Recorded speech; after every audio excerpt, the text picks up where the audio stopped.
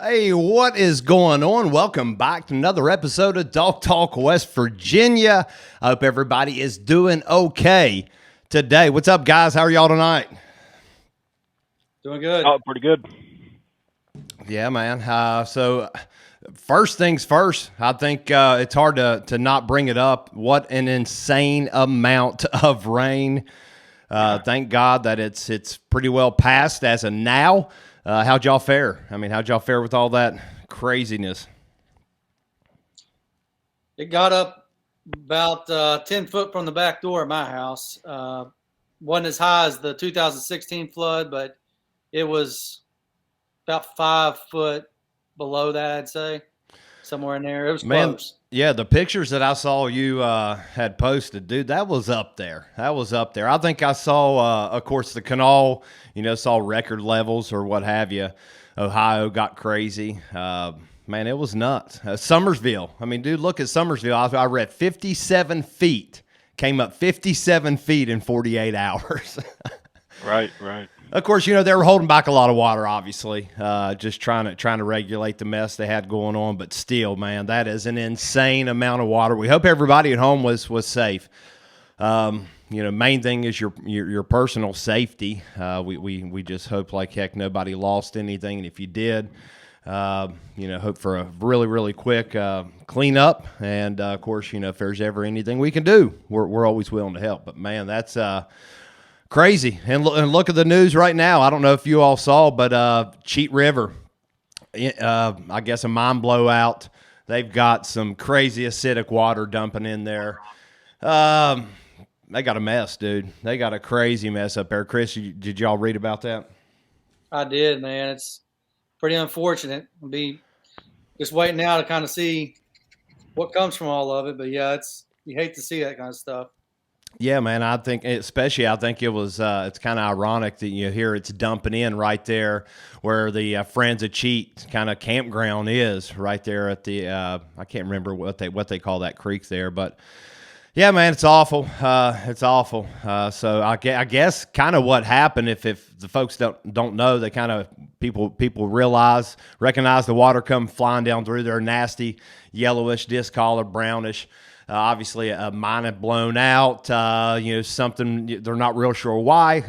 Not a lot of information out yet, but basically, could have been from the insane amount of water that we had, could have been some collapses in that mine, possibly, they said, but insane amount of water dumping in. And actually, I think what I read was they've got the EPA's got, or DP, or they've got some kind of station there that I guess is that filters that or treats that water. And from what I read, I guess it just couldn't handle it. Just kind of blew it out and overflowed everything. So it's a pretty bad deal.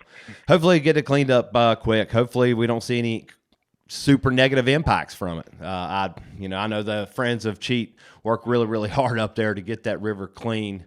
And man, that's tough. That's tough. But everybody joining in, thanks for tuning in. We got an exciting night tonight. We have, I'm not even going to try. I'll attempt it. We've got Rick Garavaglia coming on.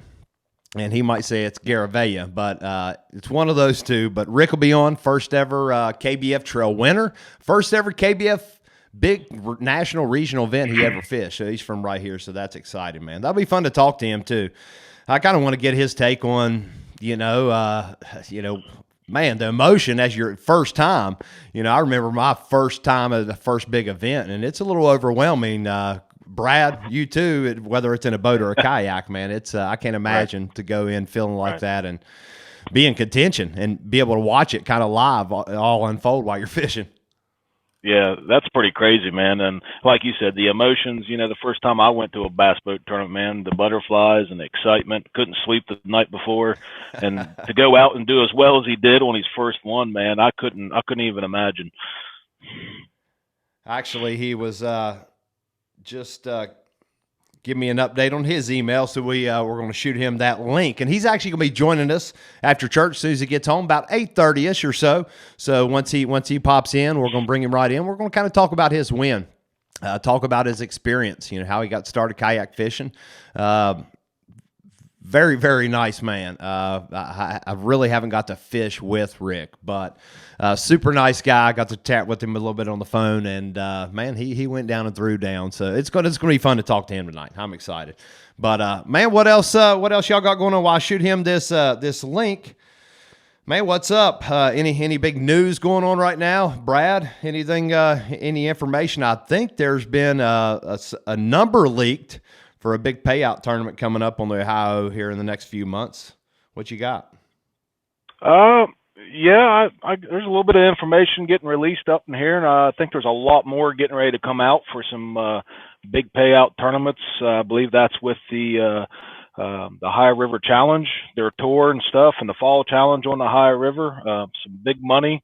I think there's getting ready to be a lot of big news come out, and there just a few more, I think, minor details they're finalizing, and so that will be rolling out here soon. I do know the St. Mary's Bass Festival. I believe the flyers for it, the entries should be going out in the mail next week, I believe. So things are starting to roll up here, so people start watching out for that, and I think it'll be another good year, good turnout for that tournament as well. So I think it's another $15 grand, I think, first place. So yeah, for the festival. St. Mary's Bass Festival. Yeah. So yeah, man, big money, and kind of got a teaser, got a phone call from the guys for Ohio River Tour, Ohio River Challenge.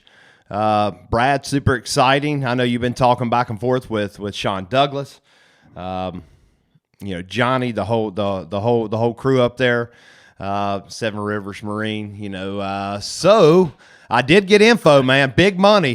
You can pretty much expect. I was told I could kind of leak it out here. There is, like Brad said, there's a lot of information to come with this, but the Ohio River Challenge, the big payout, the big money, $25,000. $25,000 with 100 boats, dude. $25K right here. That's insane. What you thinking, dude? You've seen a lot of big money tournaments on the Ohio. I mean, that's some big money. That's a chunk of change, and I mean, for our area, man, you don't get this chance. So all I can say is, I mean, the Ohio River's tough, and it don't matter if you fished it for 30 or 40 years or this is your first year doing it, man. It only takes one or two lucky bites, and you could be right there in contention for that 25 grand. So I mean, guys, I'd put some money up and hit that tour, $100 a boat, I think it is, and get after it, man. Huge opportunity. I mean, it's a pretty cool. I'm excited to see all the information coming out very soon, I was told. So I'm pumped up about that too. That's going to be an exciting deal. And of course, then you got the Bass Festival.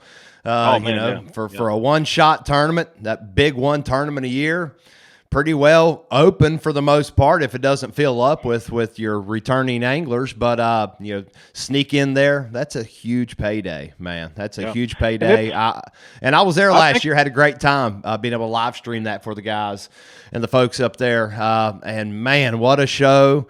Those anglers, it's the real deal, and it's a different type of fishing up there on the river. You know, and it's one of the longest running tournaments, ain't it? Yeah.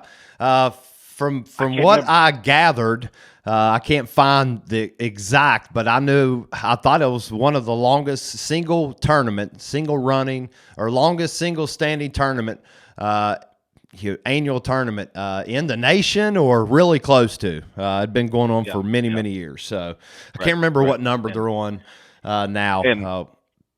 38th, 39th, might be a little bit further along, but and while we're on the Ohio River, if you don't mind, Shane, there's another trail, the Ohio River Buddy Trail, up and down with Joe Mitchum and his son Joseph, and or Little Joe.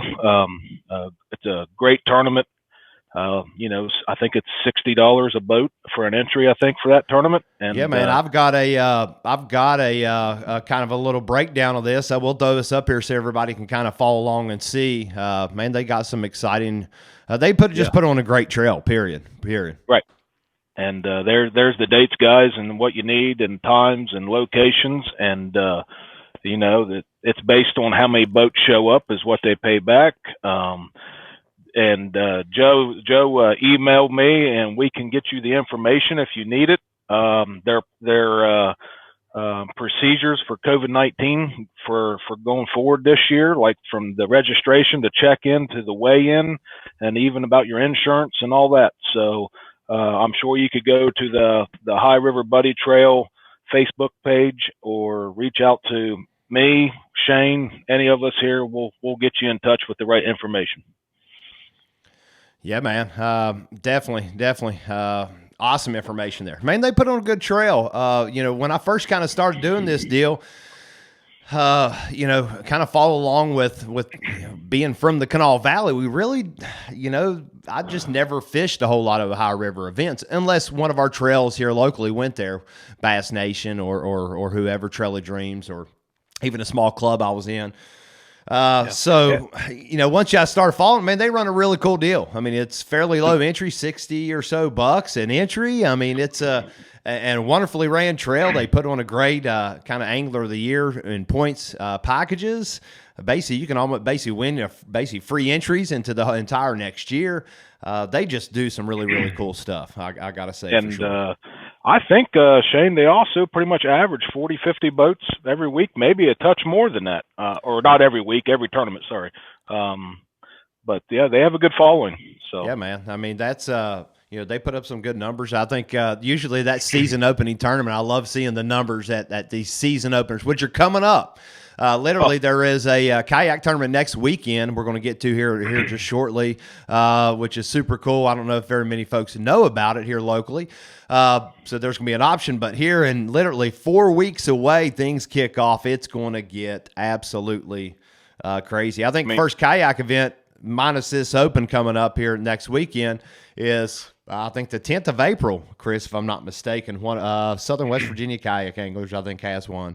Stonewall, Stone Cold, something like that. So, I mean, we're a month away. It's going to be, it's going to be on, too. There's a pile of tournaments crammed in a short amount of time. So, and we already had this weather impact a tournament this past weekend at Sutton. I mean, yeah. I mean, already canceled one. So, I mean. Yeah, man, you really don't know what we're going to be dealt, especially springtime. We all know how crazy it gets here. And here we're just I'm waiting on a river tournament, and we really don't know what's going to happen there. So it's one of those you better hang on because it's definitely going to get crazy. But anywho,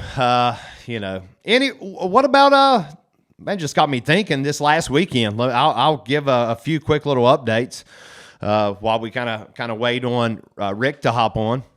Dustin Dennis, what's up, buddy? Yeah, Storm Carver, give me a hard time. Pretty close as far as pronouncing his name. We're going to let him introduce himself at first round. We're going to try our best. But I don't know if y'all followed along, but Bassmaster opens. We got quite a few. We got a good little handful of anglers from our area. Brad, I know you and I were talking about it. Chris, I'm sure you followed along and saw some of those recognizable names from our area. And if you didn't,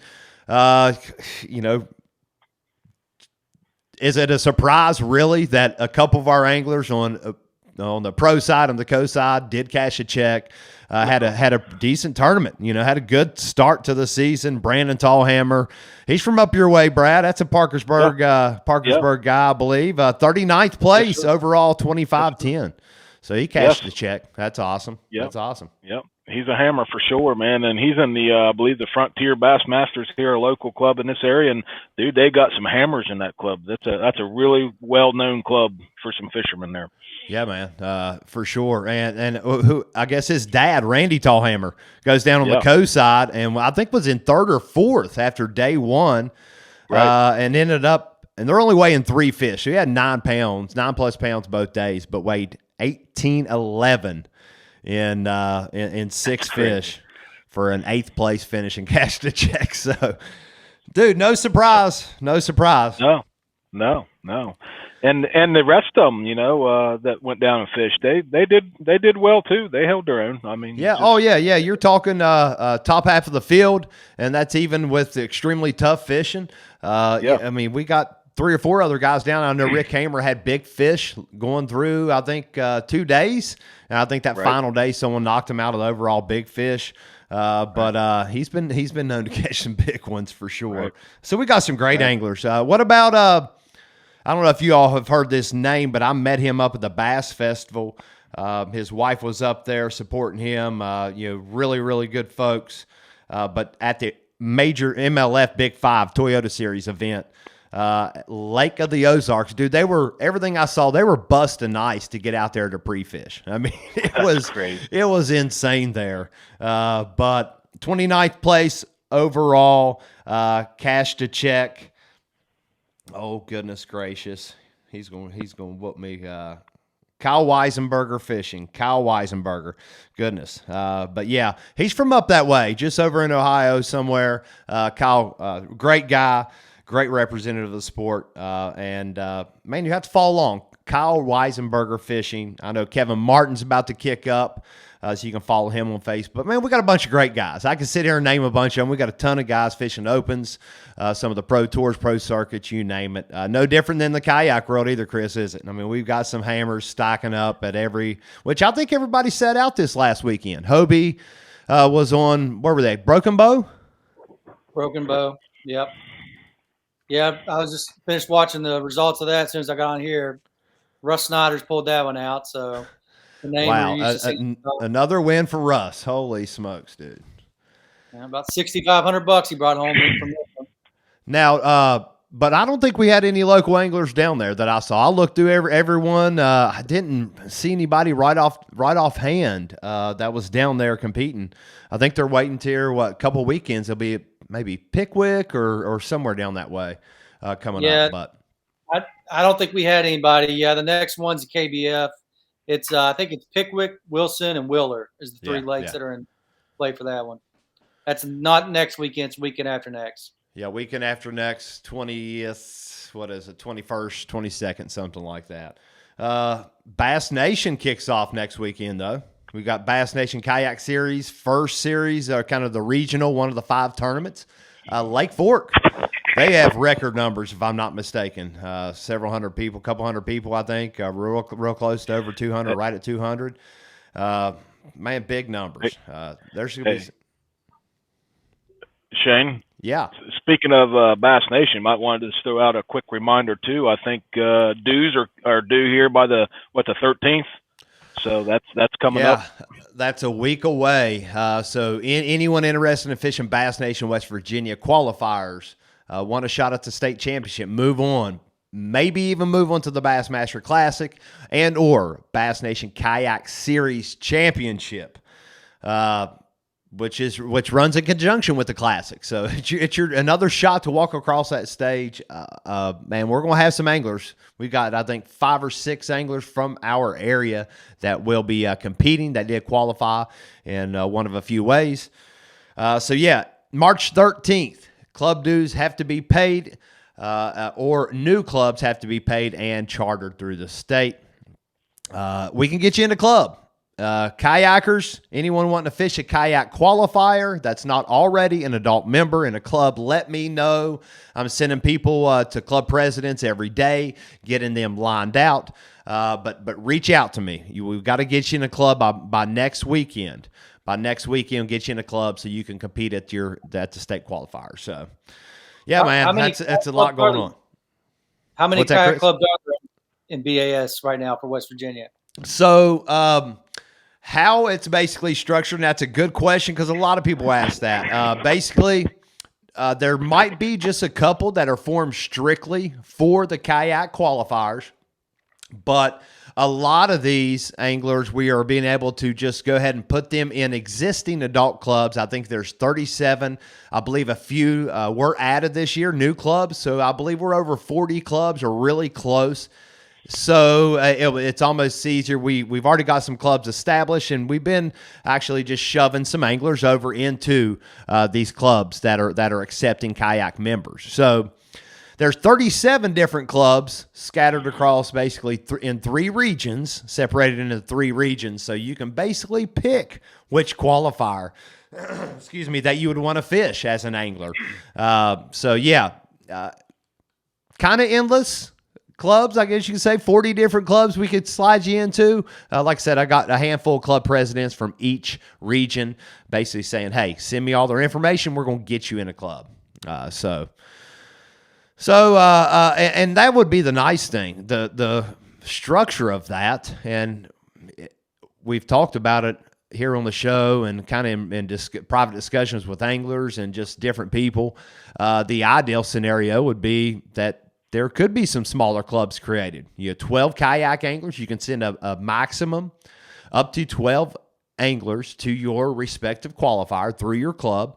So, and the cost-wise, once you get to that 12 mark, it's about the same regardless how many members you have, because you're kind of locking in your spot for that in essence. But that would be a really cool deal. Set a club of 12 anglers. That's your club. You all pay dues, competing, of course, in Bass Nation. And I know there is talks of potentially offering an open or some kind of buddy trail type or club trail series, maybe. So there might be something that could be worked out like that. I think it'd be exciting, at least. I do too. I'd love to see it get to that. And the main thing is we never want to step on any other existing clubs' toes. We don't want to double schedule events, anything like that. So it's, when we look at these schedules, especially after we kind of go through this year and kind of see what's going on for next year, man, there very well could be something put together. If there's enough interest, let us know. Drop us a comment. Want something, another little option, maybe a kind of, Chris, it kind of reminds me of what you're kind of doing this year, man, with that setup. You actually have a team of anglers, kind of like your own club of anglers, and you go kind of compete against the other ones. I think that's a cool concept. Yeah, it's actually, I was thinking about that whenever you were talking, and a lot of similarities. Yeah, man. I think it would just kind of give. I always enjoy those kind of brotherly, bash each other, friends off the water, but really a hardcore competition on the water. I always thought that'd be kind of fun, have a small group of guys, could be 12 anglers, six anglers, and have that kind of setup. That's kind of fun. A little bragging rights deal too, when and you could form some pretty solid teams if you had 12 or 6. Somebody could stock a team pretty good. But man, that'd be fun. We'll look into that. But yeah, man, that's a great question. I hope if someone at home had a question like that would definitely clear up some of that for you. But anywho, other information. I know we kind of blew through it. Yeah, I know you saw College Series kicked off on Hartwell. I know some of our guys didn't do quite as well as they wanted to, but they got some valuable points at that event, guys. You look through there, it was pretty tough fishing. Even if you finish in the middle of the pack, man, you go down and finish well in X amount of events coming up, however many you can make, and you can make a lot of that up. So I'm hoping they stay encouraged, head down, keep fishing. Y'all are you're doing fine. That's it's a start.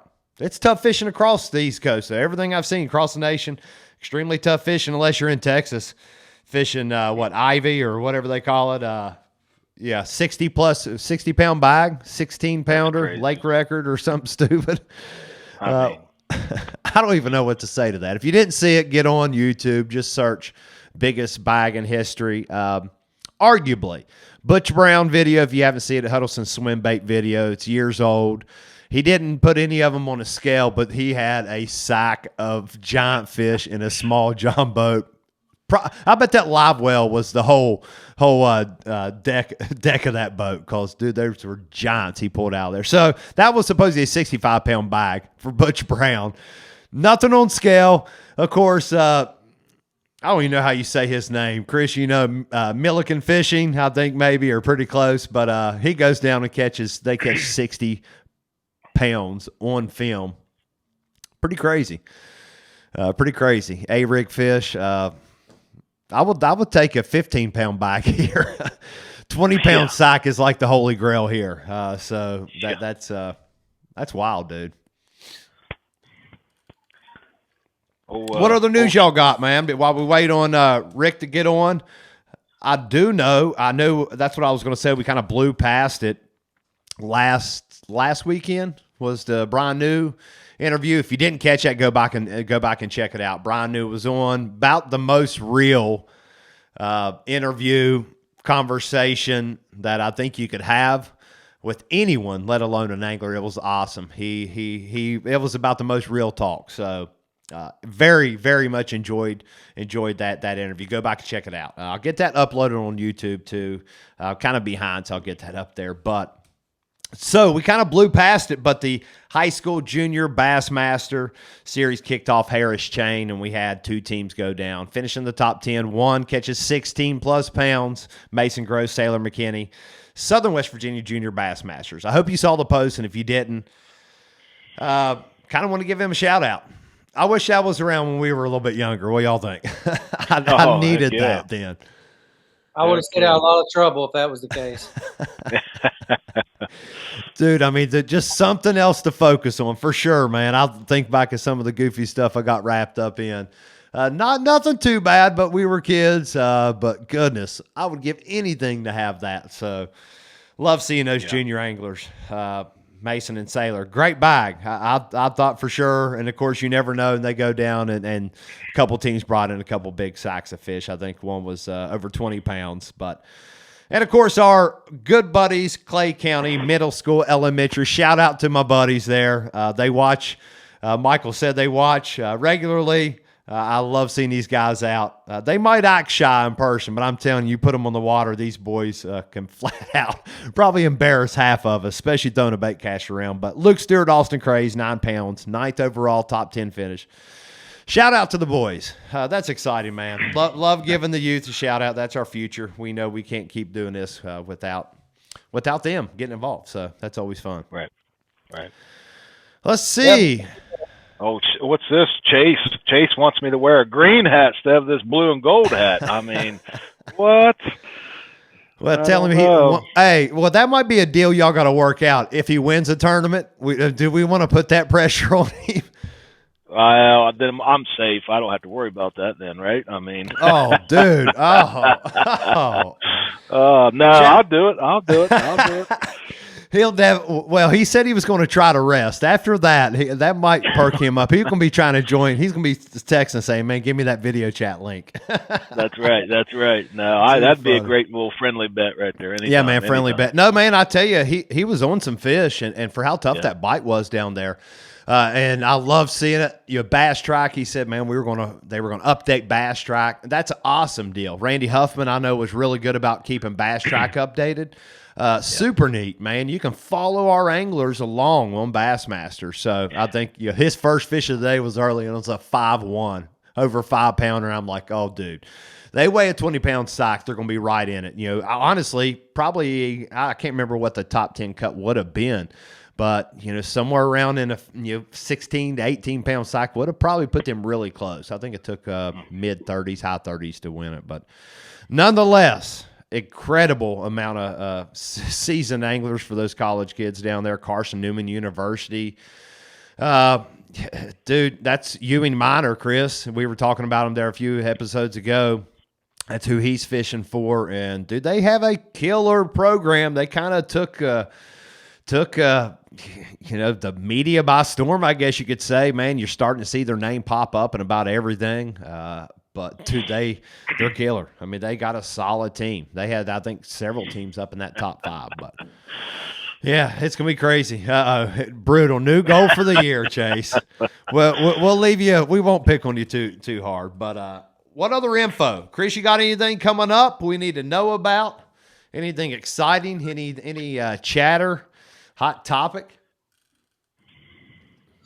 Oh, nothing I can think of. I was gonna say maybe give. I saw there was one Sansom caught another big fish on Del Hollow this week. Yeah, Mick, Chase's pops, man, goes down there for the BFL. I think, man, they took a crew of guys down.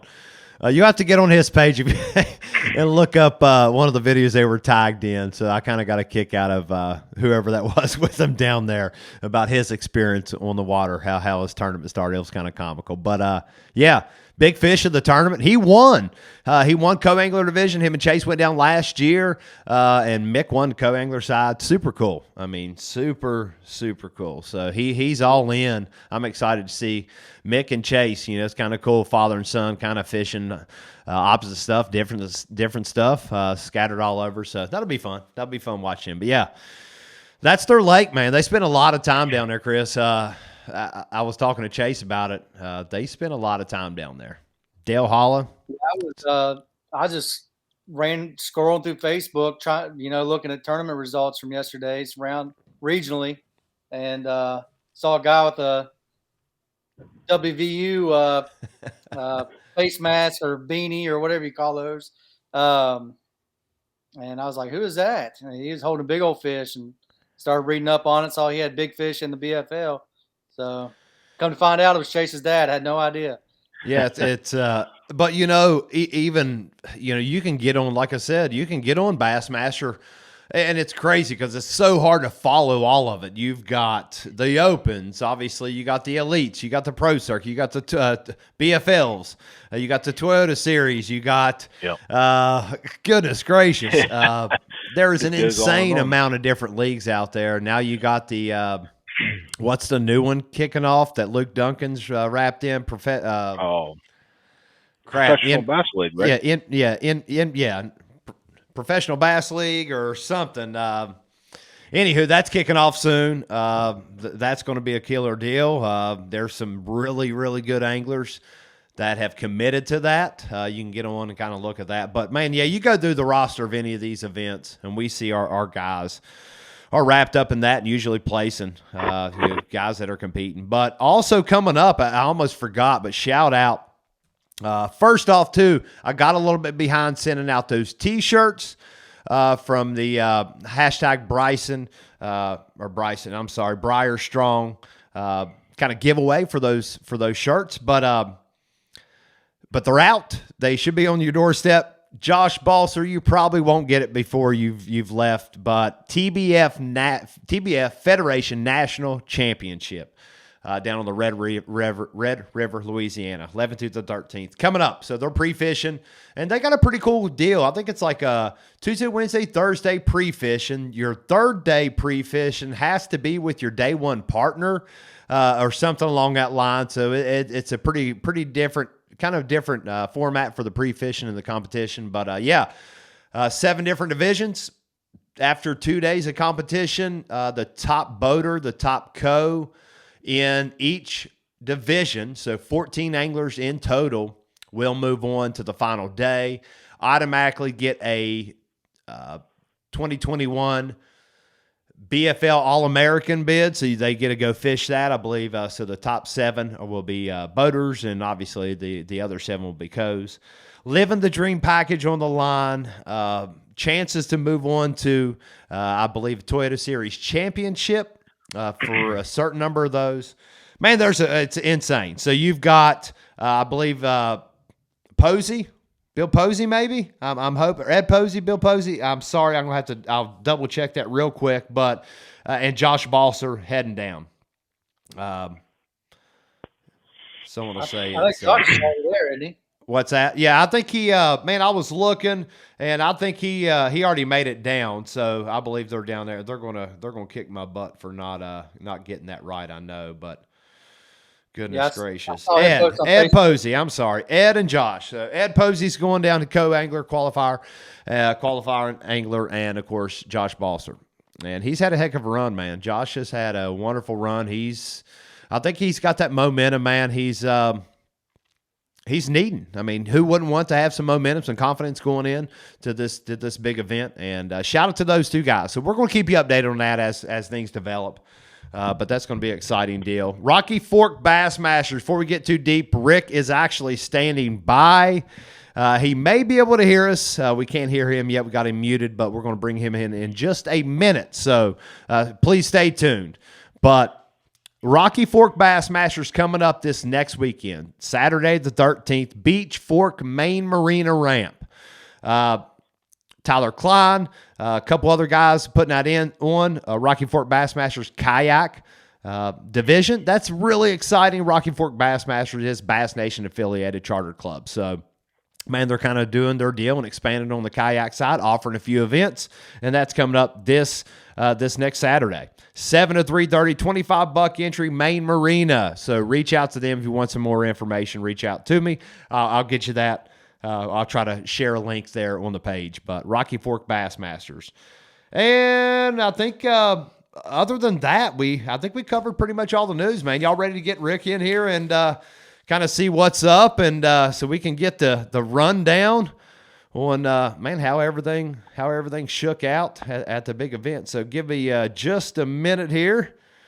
We're going to take just a quick little break here while we get everything set up and bring Rick in here. So just stay tuned. Give me about 30 seconds.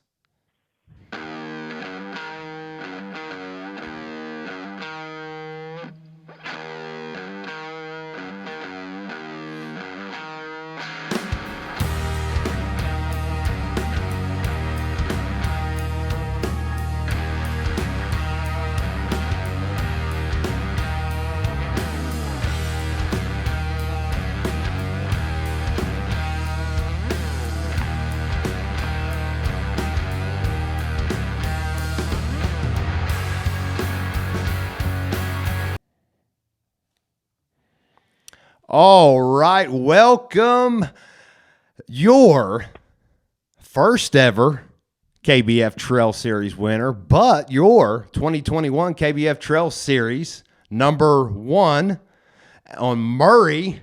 Mister, I'm gonna try this, Rick. Are you ready, man? I'm gonna try this. Ready. Give me a shot at it. He already went through this with me once, but Rick, Garavaglia. No. Well, hey, I didn't learn how to spell till 3rd grade, so I can't hold it against you too bad. Well, it's Garavaglia. Garavaglia. Man, it's funny. After I hung up the phone with you, I walked around the house and I was telling my fiance, I said, Ashley, I got to remember this and I got to remember it right. Well, that lasted about 5 minutes, dude. I got to say. Man, thanks for joining us, dude. We're excited to have you on tonight. We really are. And this is going to be a fun little interview. Your first ever national event. Before we get going too deep, man, introduce yourself. Who are you? Where are you from? And, man, how'd you get into this kayak bass fishing? Well, I'm Rick Garavaglia, as you already mentioned. I grew up here in Braxton County, right on Elk River and Gasaway. Loved fishing my whole life. But man, my mom and stepdad, when he passed away, she gave me a boat that they had bought the year he started fighting cancer. A little Crestliner Fishhawk, I think 1750 or something. And I started going fishing. And, I thought an ugly stick was the best thing since sliced bread. Quickly learned why I never caught any catfish. A medium action pool noodle, couldn't set a hook. And so I got tired of just being bad at fishing and started studying it and learned about bait casters, learned about all this stuff, fished around a little bit, upgraded a couple times, got a Crestliner 19 VT with a 150 Merc on it and joined a Bassmaster club, Mon Valley Bassmasters, fished it a year. Didn't like sharing the boat really. And started seeing Joe Sterrett and all my buddies in Lewis County as a pastor there in Broad Run. Heard about them doing all this stuff with kayak fishing and doing well, and ended up moving to Gasaway back to my home church. And I mean, right away, the river's right there again, borrowed a kayak from a friend to prepare for a father-son float in 2018. And then just knew I was, after I got done being sick from casting one way and spinning around and, finished the float, did well, decided that the next year I was going to give this kayak fishing a shot. And man, I just put time in the kayak, an hour before work here, an hour before work there, and just put my time in, parked the bass boat, probably been in it 5 or 6 times since then, and just really went all in on this kayak fishing and trying to learn everything I learned bass fishing in the tournament the one year in the bass boat and put it into the kayak, man. And it's been a blast. It's been pretty cool. So that's how I ended up in the kayak anyway.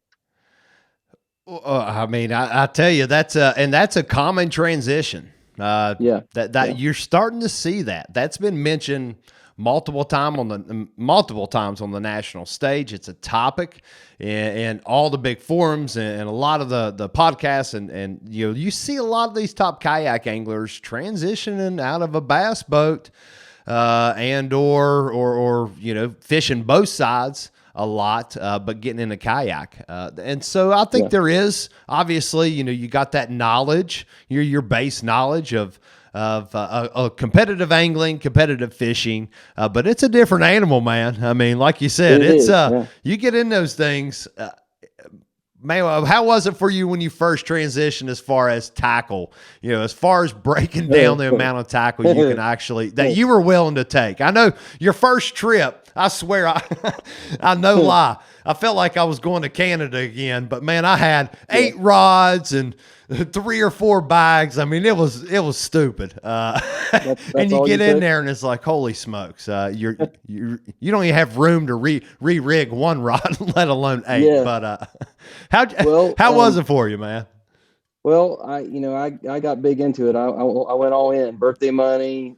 If I sold something, I put it right back into fishing gear.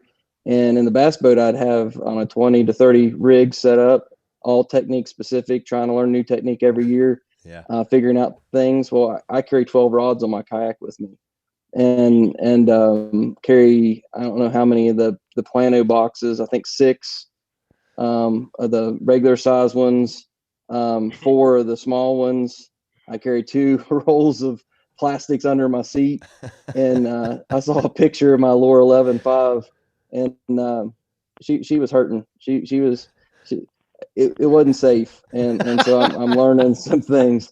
So I'm it was bad. So I haven't done too well at transitioning as far as taking less, but I'm learning that. I'm learning that. Well, I think Chris, how many Brad? I mean, even for you, man. I mean, how many rods you throw up on the deck of a boat usually?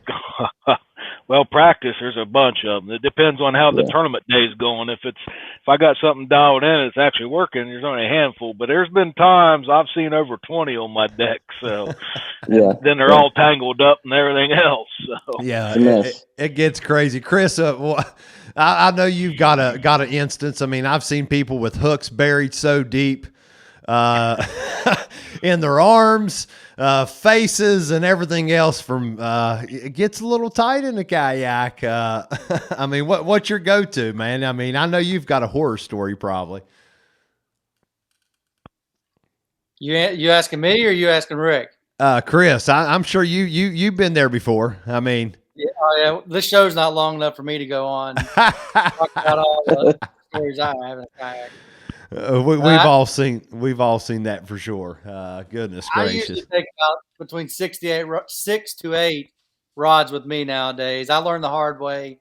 I used to be like Rick. I would have, man, I remember that one time we had a tournament up on Plum Orchard several years ago, and I had the same look you did, Rick. I was dragging my kayak to the lake, and I looked down, and I think I had like 12 rods in my kayak, and I was just like, what am I doing? This is ridiculous.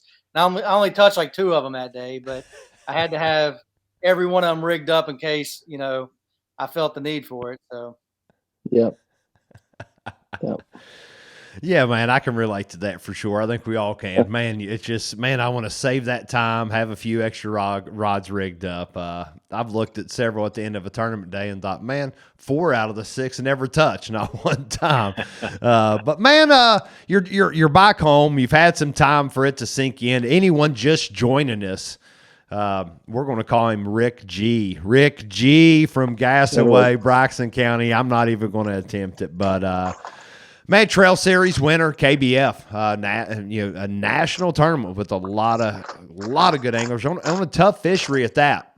For the ones that don't know, goes down, he ties. Second place finisher basically wins the tiebreaker with a big fish.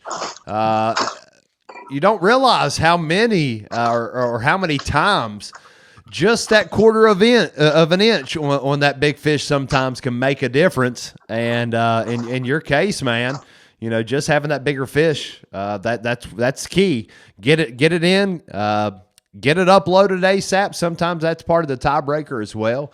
But you're able to nudge out, edge out number 2, man. I mean, big day. How you feel? I mean, you've had some time for it to sink in. I know you've do a little recap out there. You've got some feedback. You're getting the congratulatory, all of that, man. How you feeling? I mean, how you feeling?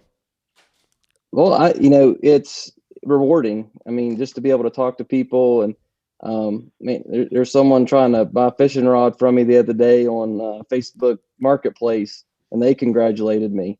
Of course, I know you're checking out this person on my profile and everything, but they're excited about it. So, man, I'm excited, but there's so much other things going on in life that is, demanding my attention. So, I mean, it's real neat. It's been fun. It's great to talk about. It's great to evaluate how it happened and what happened as far as the work and the study and the preparation and really when it comes down to it, just God put me on the right spot and has given me the opportunity to talk to people like you guys about what happened. So I don't know. I'm ready for the next one. I wish it was next weekend. But I'm planning on going to Potomac and just looking at family calendar and everything, trying to do 2 more Trail Series events to get 3 in, see how that goes with my best 3.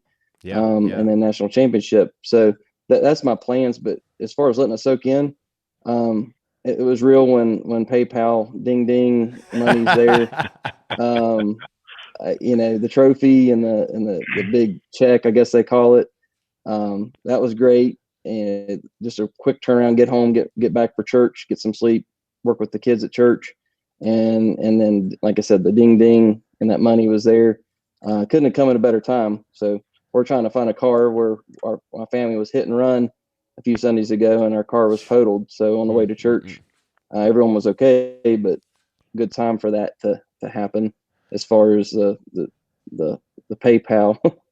So yeah, man. So yeah. I mean, yeah, we all like to go compete. It's a big bragging rights thing. It's a respect thing. It's a common feeling between a lot of anglers. You earning those anglers respect, especially some of the best in the country, best in the world. But it meant to be. I mean, I got to talk to you and hearing that. I mean, dude, that's things are just meant to be sometimes. And like you said, you kind of suck in as much of that to win as you can. The reality sets in, and that's something to point out.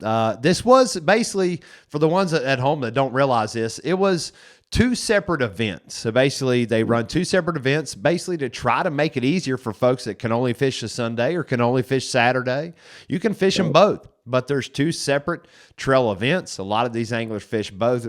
Rick, you go down, you win it, knowing that you're going to have to get in the ride, come straight home, church in the morning, a lot of other stuff going on. I know you and I talked, man, you do a lot of live streaming stuff, do a lot of volunteer work with the schools, doing some, you got to check it out. Man, just kind of a side note. I know a lot of times we don't talk all fishing here, but man, give the folks at home kind of a little idea what you do on the side too, man, when you're not fishing. Yeah, well, as a children's pastor, I work with children and families at my church at Gasaway Baptist. And beginning of COVID, we were doing a lot of online content, putting it on a Facebook page for kids to do little treasure hunts and that just going through the scripture with their parents and doing a lot of that. So it was neat trying to do those things without a retake or an edit or this or that. And of course, with technology like we're looking at here, there's problems and you have to redo something or edit it or whatever. We don't have that luxury doing it like this. But I also work with a group of guys that we do a thing called Braxton Live. And it's the perfect timing for it. This is, I think, our 3rd year, 4th year, maybe. And we stream our live local sports on Facebook Live in case the kids and let people watch them play. And this past year, with games canceled and this and that happening, we spent a lot of time in a neighboring county at Gilmer County at Glenville State College, broadcasting Gilmer County high school football games there. We've done high school graduations. We've done all sorts of things like that. But Braxton Live is just a group of guys, friends of mine that just want to showcase kids and let them be in the spotlight for a little bit. Let alumni that live in New Mexico or in Australia or whatever watch some of the things that are still going on back home. So, I mean, as far as online content, that's what I've done and worked with. But I'm just the mouth. The brains, the smarter people are the ones that do all the the important stuff to make it possible. Man, it was fun to watch, though. And Chris Brad, man, he's on the sideline doing sideline live reporting with the coaches. Man, it was really fun to watch. It really was. To see it at the high school level, youth level, man, it was pretty sweet. It was pretty wicked.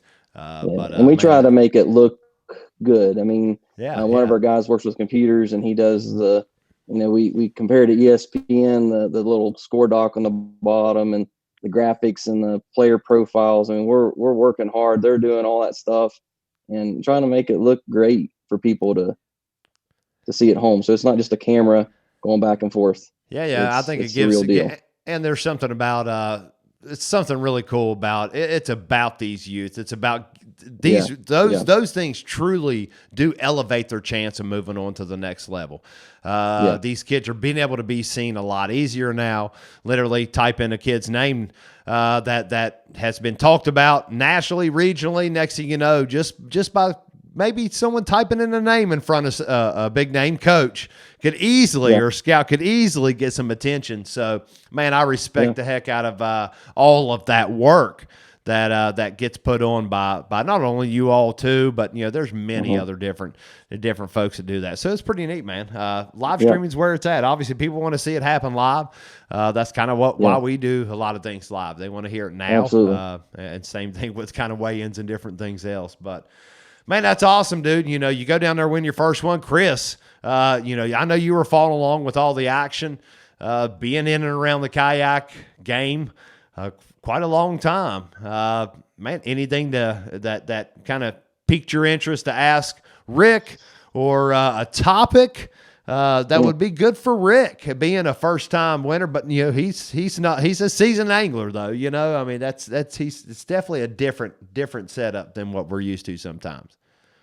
Yeah, I got two questions I'd love to ask Rick and get his feedback on.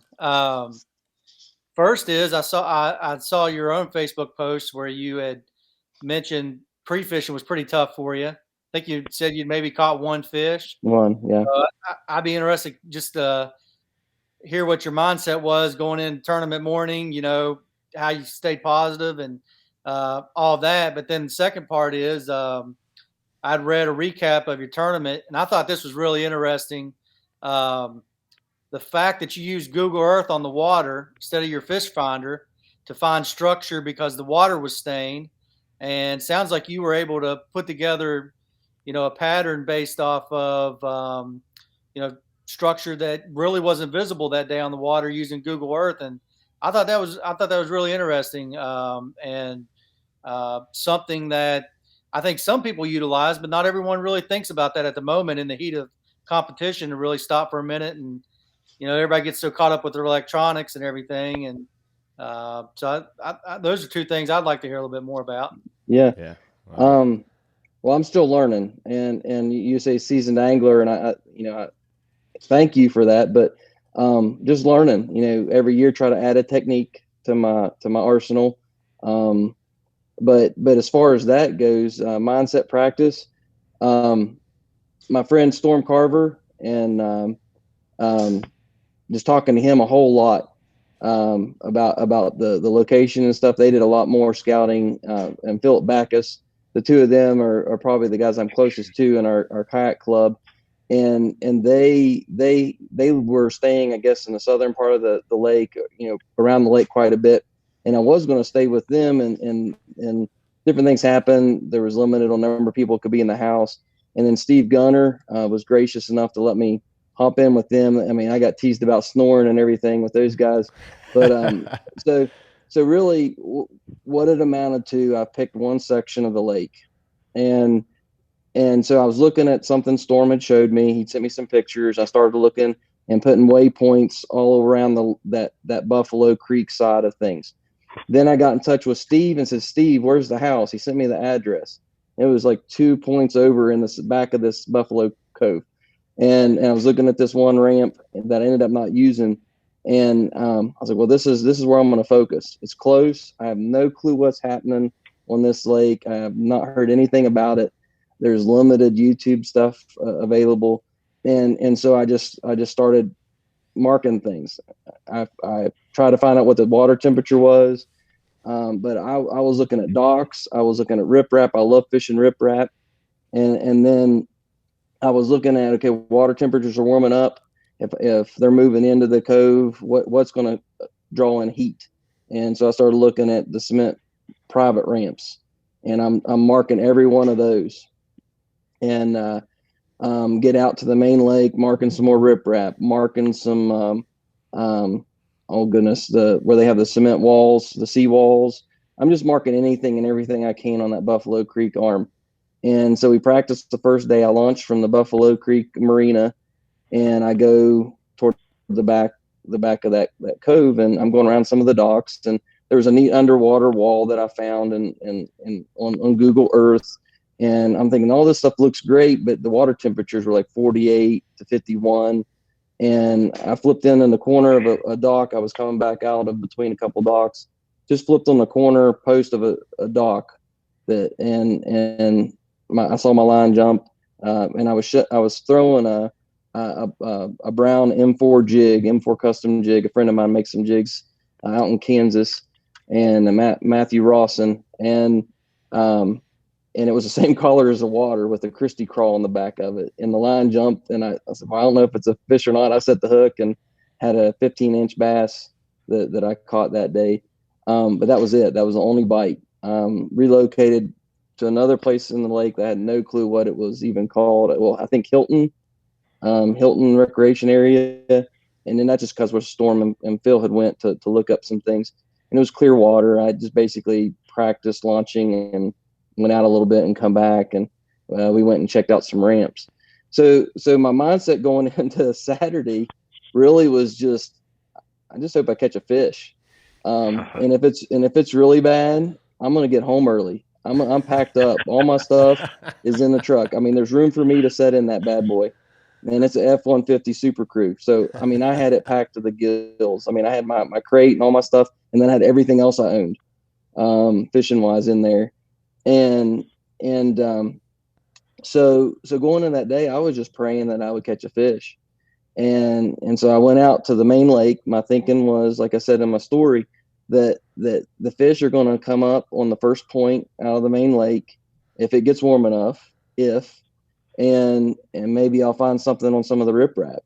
So I fished around some of the islands right at first cast that was out there. Carp were popping everywhere. And at least I think they were carp, and they weren't interested in a buzz bait. I just thought I would throw a Hail Mary there. But I quickly come right off of that onto the riprap that was starting on this one long bank that I was on. And first dock was kind of a sandy, you could tell it was a slow, just a real slight, it wasn't a real steep incline. But then there was riprap that started between it and the next dock, and I fished down it. Every cast, I was getting those 8-inch long pine needles, every cast. And so I finally got a clean cast, and I could tell it was a clean cast because I could feel my hard knock Strike King 1.5 just thumping, and it was clean. I was like, oh, finally a good cast. Well, I looked down beside my kayak, and I see the back of that black back of that thing coming up toward my kayak, and I thought a carp come up and sucked in my square bill. I honestly thought it was a carp. I could have reached out and touched the thing. And so I just raised my rod up, and fish was on. And, it thrashed around a little bit. I had my net and was just right in the net just that fast.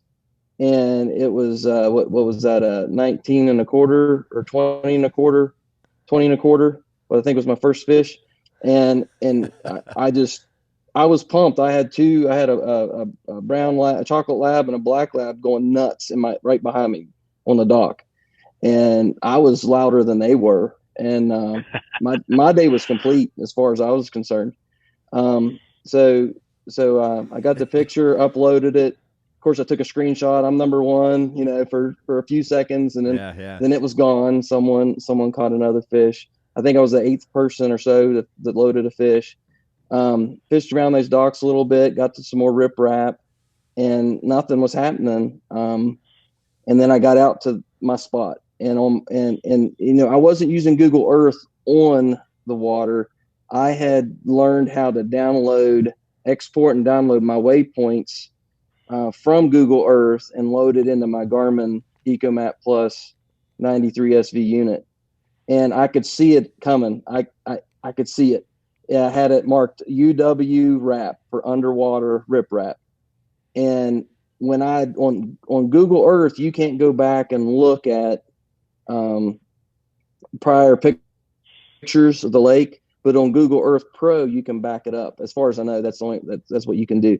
And so I backed it up, and I found low water, and I found that riprap. And in the high water, it looked like it was a pitching mat, like it was going to be algae or something, or milfoil or whatever you'd flip into. I don't know that part of things yet, but I was getting excited getting up to that point, and I cast out right beside there's a little branch with a couple of brown leaves on it, and I got a bite, and I fought it for a little bit, and I could tell I couldn't push it because it wasn't a hard hit, and it got off there. But I picked out that section apart right where that happened, and within the 10-yard circle, I caught my next 4 fish. Goodness. And it was right on the edge of that riprap, the underwater riprap.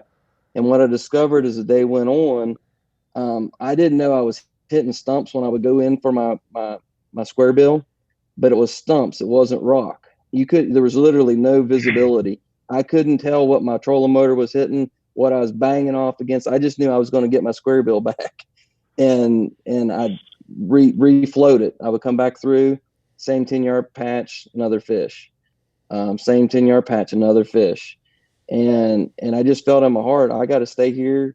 I mean, there were bass fishermen in tournaments circling me, just like buzzards, ready to. I mean, they saw me catch the fish. Kayakers were on the next point over. I had met them at the ramp, and they were the next point over, just watching all this go down, and I wasn't moving. So I mean, that's how it went down. Was just it was shell bed too. I'm sorry, I forgot to mention that. You know, every few casts I'd get old shells on my hooks, and then I think 3 casts I got an actual live shell that had closed on my hook. Yeah. So Yeah. I mean, that's what I did. I mean, it just was the study, the preparation. Obviously we were post frontal conditions. You find this spot on the map, but I mean, were the fish as deep as you thought they were, or were these fish really just shoved up that shallow on that spot? Yeah, it was less than 3 feet of water. Yeah, and it was 49-degree temperature. And the wind was blowing, I guess, to the west. And then right before I caught my last fish, or right after right before I caught my last fish, it switched the other direction, and then it died. The wind just kaput, done, and then the bite was done. That's what I was going to ask. Is, man, as soon as the wind dies, I mean, was it done? But a 49 degree temp. I mean, that's pretty cold water temp. Now, granted, the story always seems to fall post frontal conditions, and granted, you were kind of right in the. I mean, it was kind of right in the middle, the thick of things. It was some pretty nasty stuff going on. A few decent days mixed in for some folks. But still, I mean, to hone in on that, and for those big fish, I mean, we're talking big fish, 92 and some inches. What was it? What was your final? 92 and 3/4. Yeah, man. I mean, you add that up, 20-inch average would be 100 inches for 5 fish. So that's an impressive limit. And honestly, you throw out your smallest one, man, and you call up a couple inches, I mean, that could easily happen. I mean, I know it's always if, when, where, how, whole 9, but, you still had a fish that was a quality fish, but it could easily been upgraded potentially, right? Yeah. And that was the messages people were sending me. Everyone was encouraging. I caught that 4th fish and posted it, and the messages were just on the phone. Storm was calling me. Joe Sterrett, he's like, after I caught the 5th one, Joe was saying, get rid of that 15. When you gonna get rid of that 15? Come on, man, get rid of that 15. And so I was trying to show Storm and Phil where that spot was. And so when I finally did leave and go back down where I started and come back through, Storm joined me. And it's kind of funny. He probably didn't want me to tell you any of this, but we were going around the last dock, and I was pointing out where this is at, where all this is going down. And because I was wanting to let the spot rest. And I said, man, I would just like for you to catch a fish. And he's like, are you stupid? He said, I want you to win. And I said, well, all right, and I wasn't nervous at all. I mean, I was just, it felt calm. It felt natural. It just felt right. And so we pull up on that point, and Storm says, I'm going to cast out here in the deep. And I said, well, I'm going to hit this spot here. Well, he cast across that point. I don't think he knew how far that point come out. And he caught a 17 and a half on that point. And he quickly cut off his, I forget what it was, the crankbait he was using, handed it to me. Or no, he handed me a new one, and he left. He went to the other side of the lake because he felt bad. But that 17 and a half was right there. But so we had fun. I mean, I want to share with people. And I really, at that point, I thought someone was sandbagging. That was the one thing I guess it was kind of keeping me calm, was I didn't realize that the system was set up how it is, and they don't turn it off. So I really thought I was going to get to get up there and find out someone had loaded, their monsters. Yeah. And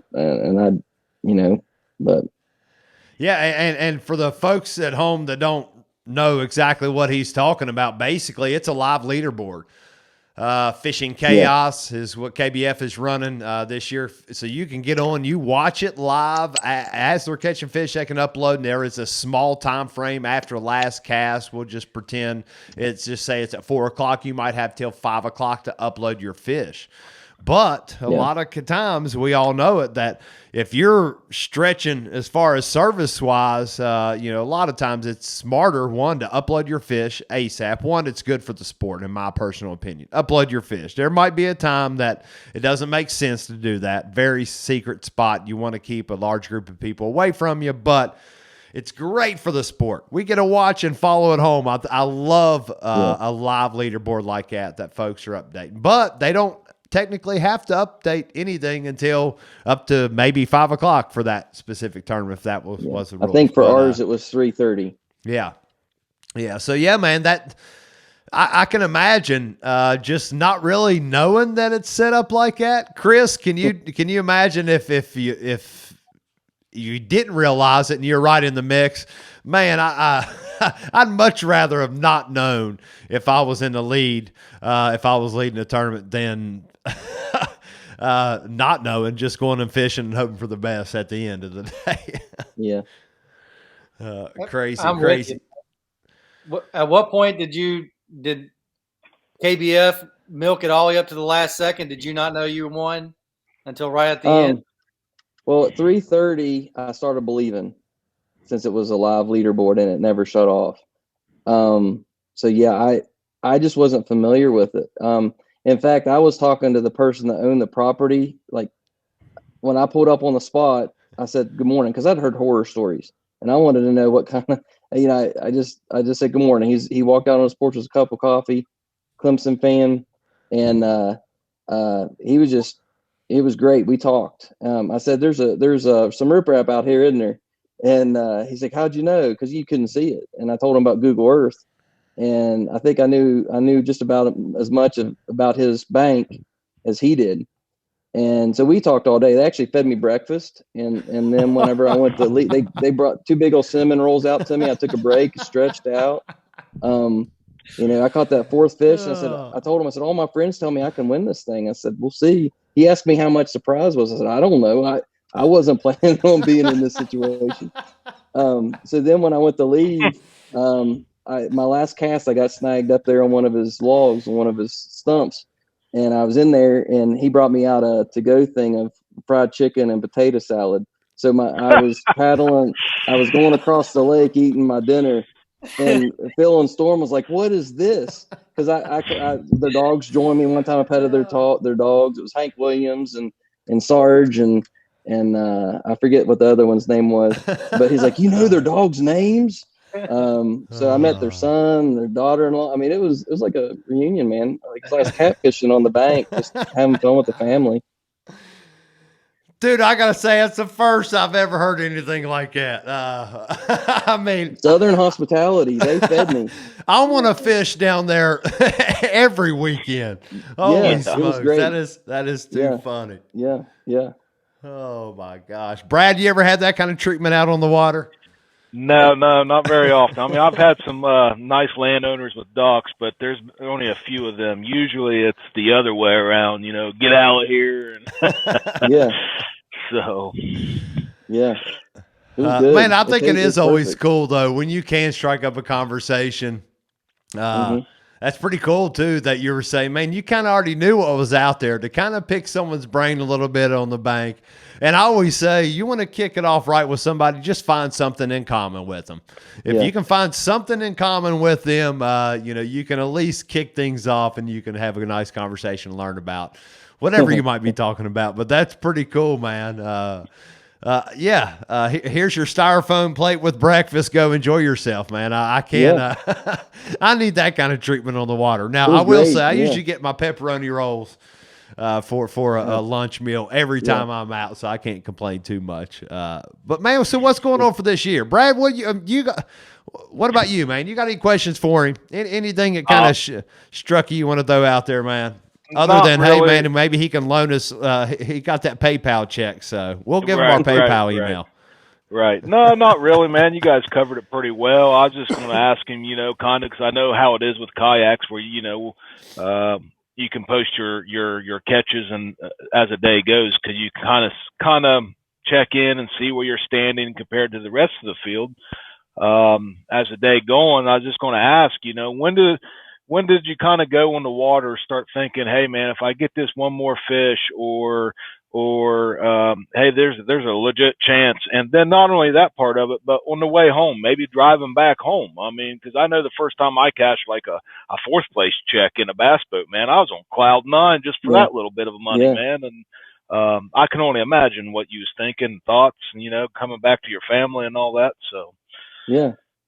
Well, on the water, the messages from everybody kind of clued me in that I could win, that I was doing pretty well.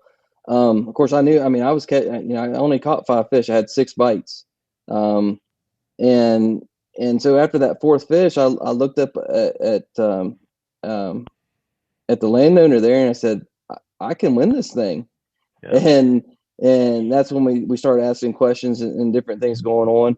But when I switched directions and come back through that spot the opposite direction and cast it up there into no depth of water, and as soon as it ticked down, I felt that thump, and that fish. I mean, usually fish don't jump like that thing was fishing, and it was going nuts. And I'm fighting this fish, and I'm like, am I pushing it too hard? Right. I'm holding on to it, and I'm reeling it in. And there's just a point where I said, I'm not reeling it one more time. And I just kept on letting it do its thing, and I netted it. And when I saw how big that thing was, of course, you let out the battle cry. You can't hold that in. right. You kind of go berserk for a moment, and then you start shaking. And then the guy's name was Tim, the neighbor that was up there, but he had his leaf blower going, because he said, man, I'd love to keep talking. I got to get some stuff done. I mean, we were literally talking from 9:25 to through lunch and all this stuff, but he had to get some work done. And so I caught that fish, and I'm yelling and I'm going crazy. I'm holding this fish above my head, and I'm losing my mind.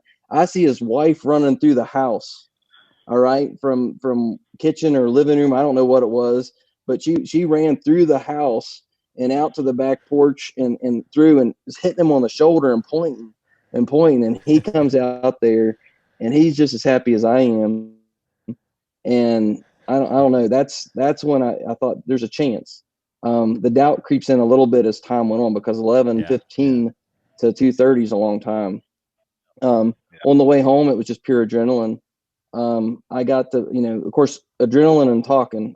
People were calling. I was calling people. We were talking. We were excited. Of course, I call my family and tell them this is possible on the way to the check-in. And then I call them and tell them that it happened. And, people were congratulating me on the way in. All the way home, I'm talking. I think I start giving people a break about 10:30. I start leaving people alone.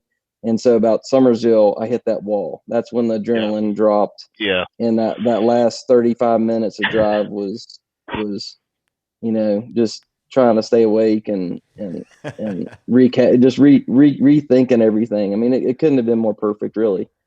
Yeah. That's cool. Yeah, and I think you see, dude, just to hear the story. I mean, I had no idea it exactly went like that. Not many people could duplicate, replicate that story, even remotely a little bit. So to hear that, man, that's when all the chips kind of fall in your lap. You know what I mean? Things just line up. The pre-fishing work you did, you kind of knew you had areas you were looking for. You knew something was there. To apply that even after such a tough pre-fishing, to hear how you just kind of adapted throughout the tournament speaks to your knowledge, skill. Confidence, dude, confidence. Holy smokes. I mean, if I'm picking up anything from this is, man, do your work and you got to go with it. If that's what you did and that's what your study and your work is leading you to, you almost have to stick to that to a certain point. There's obviously a Hail Mary at some point, but for the most part, man, you stuck with it. You had a plan and it worked out and it was meant to be. You even got a free meal on the water. I mean, and getting to spend it with your friends. I know how much it means to you. You've told me. I enjoyed our talk here the other day. It's always greater than fishing itself. Absolutely. There's a lot that obviously is that means something to you. That means something to a lot of us. And it's always just a small piece of the puzzle we call life. You know what I mean? It's just another notch of an experience that we get to learn and move forward to and grow and benefit from. What goes around comes around sometimes, but man, I've enjoyed it, dude. I've enjoyed it. We're pushing an hour and 15 minutes. Any last questions for Rick, guys, while we have him on? Anybody? Guys are commenting. It's funny. Dustin Dennis is talking about he's ordered a pizza on the Ohio River before. I know guys that's gave up middle of a tournament on the canal fishing. It was, just sucking one day. I drive by. They're parked over. Done gave up. We're done, and they're parked over there at the old Grumpies, and they're up there getting them a bite to eat. It's funny, man. I've heard some funny stories, but. Man, any last words from you, brother? Shout out to anybody. Well, I'd like to give you the floor, and you kind of run with it. Any last words? Yeah, I do use Enigma rods and reels. I have the Atomic 29 cranking rod that did a bunch of the work, and this was the lure that did the ticket. I think it's a watermelon crawl. I changed it over to KVD short shank hooks. And just fished as slow as I could. I use 6-gill reels exclusively as well. I'm on their pro staff as well. Besides that, it's just people like Joe Sterrett with Mountaineer RV and Outdoor Center that have really, they let me be on their fishing team and just help us out with some things here and there. And it's just great to be part of that. Steve Gunner and his business, he was gracious enough to let me stay with him. I think probably as far as fishing with people and everything, Storm and Phillip, they really did a lot of the work, and I just picked one section of what they had done, and they had a lot more work and time into it. My family just letting me do this. We try to make sure we focused on our who God wants us to be first. And then, I want to be the husband I need to be next, and then the dad, and then the pastor, and then everything else after that. So to be able to do this, the church allowing me to have, take Friday and go, it's just so great to have that support from those people at Gasway Baptist Church. And just trying to think a few other things there.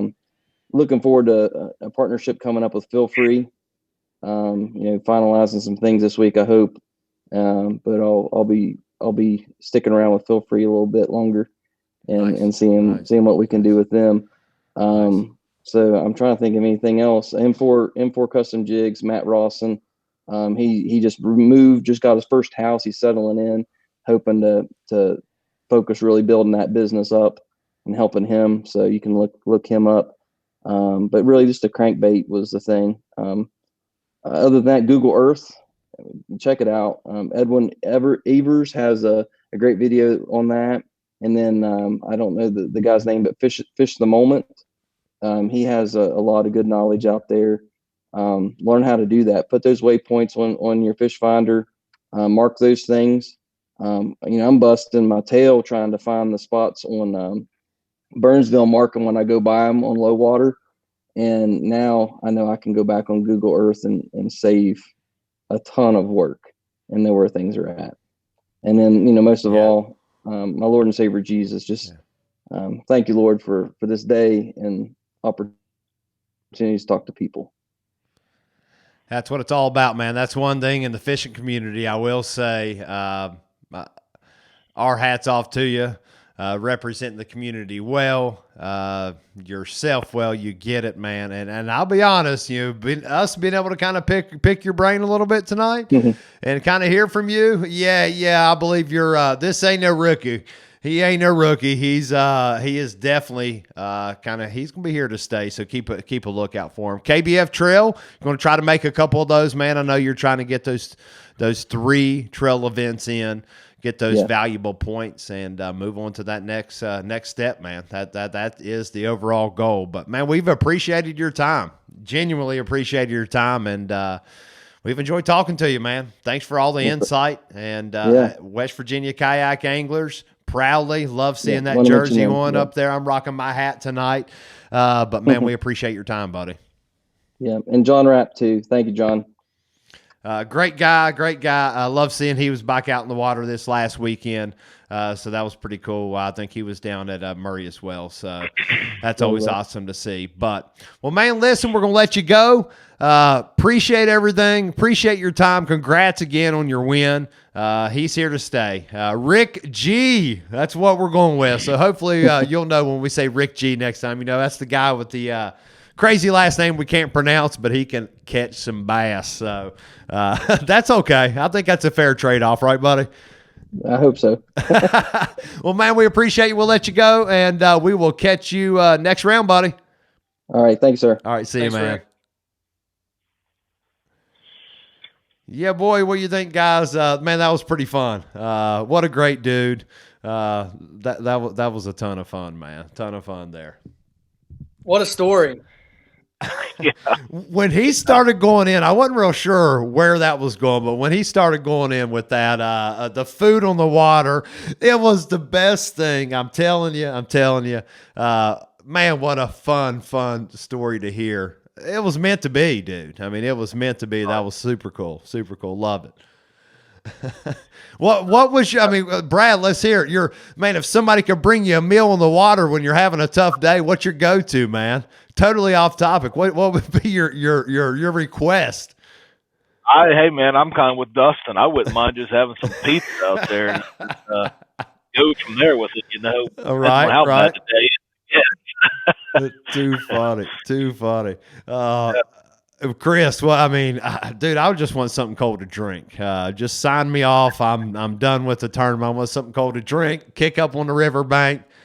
A pizza never sounds bad though, right? I've grabbed a piece of pizza, wet hands on a riverbank before, in pontoon boat, swimming, whatever. Right.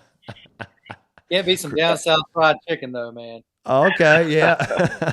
Man, you can store that anyway. Throw that in a dry bag, take with you if you need to. That's right. Well, man, any last words from y'all for everybody home? I know we've kind of drug it on, man. What an awesome interview. I've enjoyed it. We try to keep up with all that information, but it's a ton, and it's only going to get crazier here in 2 weeks away. I hope y'all ready. I know I'm ready to get on the water. I know y'all are too. So hopefully some awesome content coming out too. I will say, been working a lot on a side project, trying to get some things lined out. It's going to surprise a lot of folks. A few people probably already know a little bit, but so I've got a side project coming up. So stay tuned for some info on that. I'm excited about that. So we'll just say we're cleaning up the boat, getting it dialed in, making it look nice and neat, and the rest you'll just have to wait and see. But any last words, guys? Go ahead, Chris. You got any? All you, Brad.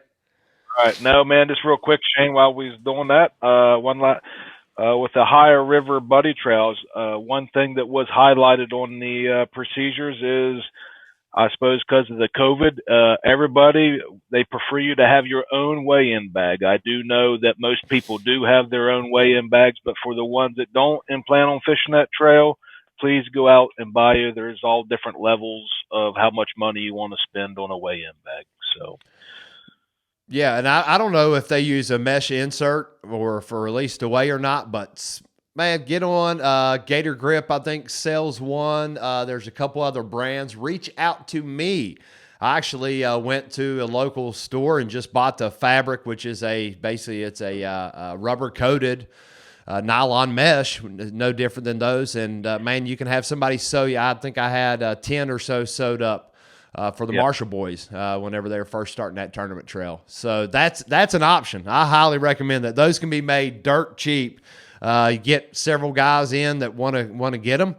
Man, you can go buy a couple yards of fabric, whatever makes sense, and just make what you need. A few nylon straps for the handles, just like, dude, that's the way to go. That's the less handling the fish, the better. We all can probably agree to that. Right. But anywho, yeah, for sure. Also, quick shout out. I got a message that you see the giveaway. If you're just joining in, if you tune in late, if you haven't seen this yet, get on. This has been going on since last year. The growth kind of tapered off. Things with COVID kind of slowed down, but we're rocking and rolling. We're so close to 2,000 likes on the page. Like the page. If you want to share it to somebody, a friend, please do ask them to like it. That's not necessary for the giveaway, but look up top pin post on the page. It's the giveaway post. All you have to do is comment, pick me. And one of our sponsors for this is a custom rod from Ridge Runner Rods. I've worked with Dwight on several rods. Great, does a phenomenal job, offers amazing product for a very, very economical price. I'm telling you, you can't beat it. But he was at the hospital, so they made a post. He's heavily involved in the kayak community. Angling community donates a lot of product. Keep him in your thoughts and prayers. We're thinking about you, buddy. Hope they kind of get him lined out. He is stable from what I saw. It was just some sugar issues, so not to go too personal on him, but I know they kind of put that out there, and I know he wouldn't mind. So lift him up in prayer if you feel led to do so, and we hope for a speedy recovery, buddy. Got to get you on the water, man. You know, we got some more fishing to do. So anywho, thank you, everyone, for tuning in. I hope you enjoyed it. Kind of a low-key night. Had Rick on. Rick G is what we're going with. But man, great interview, great story. We can learn a lot from him. And go back and check out our other videos. If you enjoyed this and you like this, subscribe to the YouTube channel. Of course, you can find all of that information right there on the Facebook page. YouTube, Instagram now. Chase stepped up and kind of, Chris, you know more than anybody.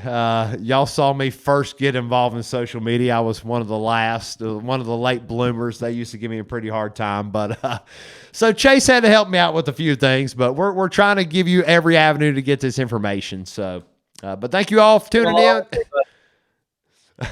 Yeah. So it took me a little while, but I think the first thing that popped up on my feed was someone tags me in it. The first thing, I didn't even know, and somebody had the old grandma with the glasses down. Is that Shane Raines on Facebook? I think I mentioned that before. And I'm thinking, well, that's a way to start out on here. So it was comical. But, man, thank you all for tuning in. We got a lot more action coming to you and a lot more of this information. Last note, if you made it clear through the video, had someone pass on one of the Briar Weeks t-shirts. So if you are a 3X or know someone that could use a 3XL, comment in the comments. First one, man, I'll get that out to you, okay? So somebody that was the last one. So if somebody could wear a 3X, wear it proudly, know someone that'll wear it. Represent, of course, get that message out, #BriarStrong, as he continues his healing. So leave a comment. I'll get you that. But everyone else, thanks for tuning in. We drug it out, but thank you all. We'll see you next round. See you on the water.